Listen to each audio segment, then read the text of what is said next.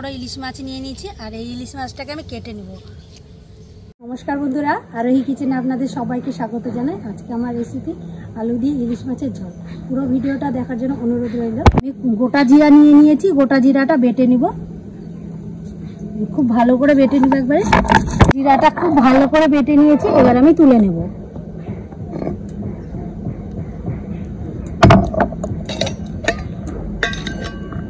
ছয় সাতটা মতো কাঁচা লঙ্কা নিয়ে নিয়েছি, কাঁচা লঙ্কাটাকেও বেটে নিব।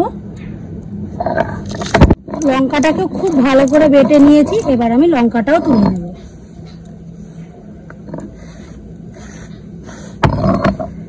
একসাথে রেখে দেবো জিরার সাথে। নিয়ে নিব সাদা সর্ষে কিছুটা, আর এখানে নিয়ে নিব কালো সর্ষে। হাফ হাফ করে নিয়েছি। সর্ষেটাকে আমি খুব ভালো করে বেটে নেব। সর্ষেটাকে খুব ভালো করে আমি বেটে নিয়েছি, এবার অন্য বাটিতে একটু তুলে নেব।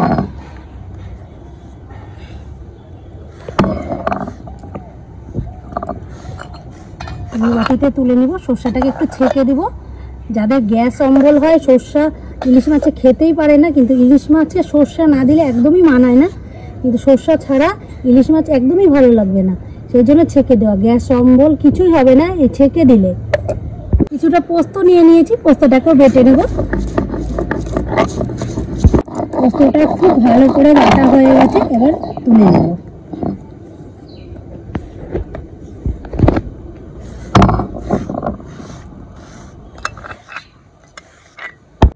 উনুনটা ধরিয়ে কড়াইটাকে খুব ভালো করে গরম করে নিয়েছি, আর এখানে সরষের তেল নিয়েছি। সরষের তেলটা দিয়ে দিব। আলুটাকে কেটে আমি জলে রেখে দিয়েছিলাম যাতে কালো না হয়ে যায়, আর এরকম লম্বা লম্বা করে কেটেছি। একটা আলু 4 ভাগ করেছি। তেলটাও গরম হয়ে এসেছে, এবার আলুগুলো আমি তেলের মধ্যে দিয়ে দেব।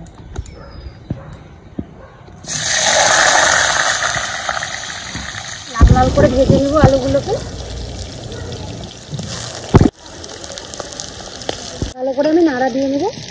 আস্তে আস্তে লাল লাল করে আমি ভেজে নেব। এদিকে আলুটা ভাজা হতে থাক, আর এদিকে আমি লবণ হলুদটা মাছে মাখিয়ে নেব। দিয়ে দিব লবণ,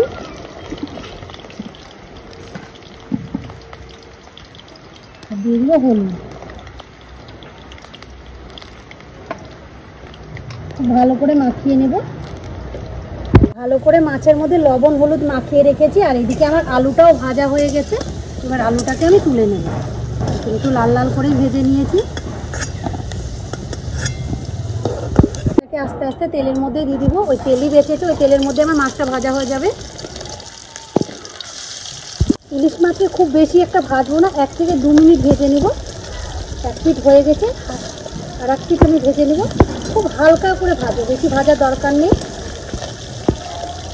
মাছটা ভাজা হয়ে গেছে, আর আমি খুবই অল্প হালকা ভেজেছি। আর ইলিশ মাছ বেশি ভাজার কোনো রকম দরকার নেই, হালকা ভাজলেই টেস্টটা বেশি হয়। আর অনেকে তো কাঁচা মাছটা পছন্দ করেন না।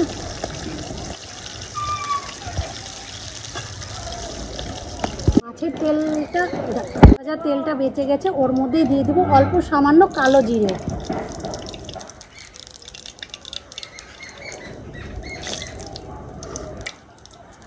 লঙ্কার জিরা যেটা বেটে রেখেছিলাম ওটা দিয়ে দিব তেলের মধ্যে।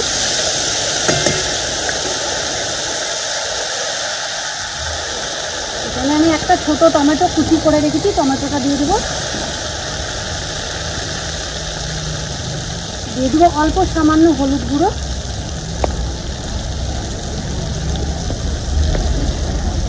স্বাদ মতো লবণ। আর আমি যে আলুটা ভেজে রেখেছিলাম আলুটা দিয়ে দিব, দিয়ে একটু কষিয়ে নেব। দিয়ে দিব অল্প সামান্য চিনি, 1 চা চামচের অল্প কম। খুব ভালো করে মিশিয়ে নেব। সর্ষে বাটাটা নিয়েছিলাম, সর্ষে বাটার মধ্যে দিয়ে দিব জল। একটু বেশি করে নিয়েছি। হাত দিয়ে খুব ভালো করে আমি গুলে নেব।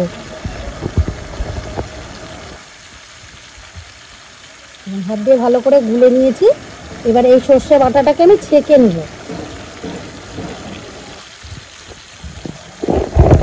আর একটা বাটি নিয়েছি, এবার ছেঁকে নেব। খোসাটা তরকারি খোসা বেরিয়েছে, এই খোসাটা আর দেবো না। এই সর্ষের যে জলটা বেরিয়েছে এই জলটা আমি দিয়ে দেব।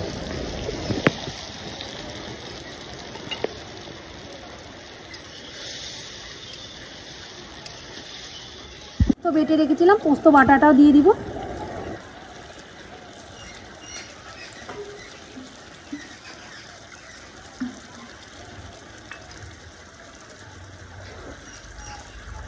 একটু নাড়াচাড়া করে নিব।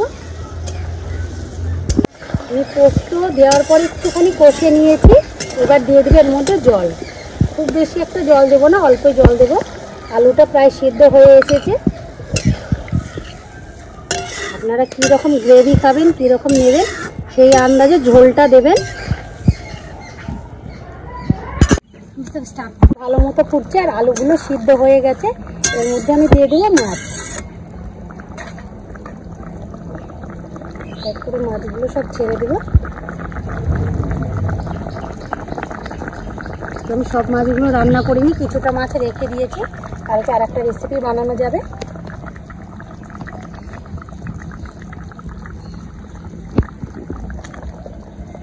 মাছ ভাজার তেল প্লেটে কিছুটা থেকে গেছে, আমি ওই তেলটা দিয়ে দিব মাছের ঝোলের মধ্যে।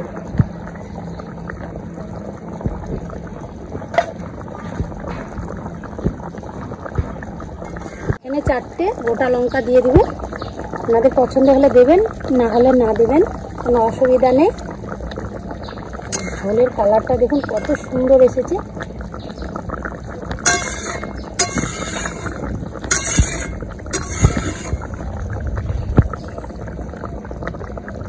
ঝোল রান্না হয়ে গেছে, এবার আমি নামিয়ে দিব।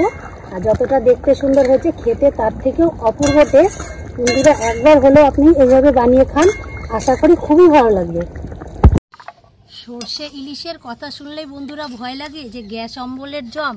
এইভাবে আমার মতন করে একবার রান্না করে খান, গ্যাস অম্বল কিছুই হবে না আপনাদের, আর কোনো ভয়ের ব্যাপারও নেই। এইভাবে রান্না করে বন্ধুরা একবার হলেও খাবেন, আর আশা করি খুবই ভালো লাগবে। আমার রেসিপিটা ভালো লাগলে আমাকে লাইক, কমেন্ট, শেয়ার করুন। আমার চ্যানেলটি সাবস্ক্রাইব করে রাখুন।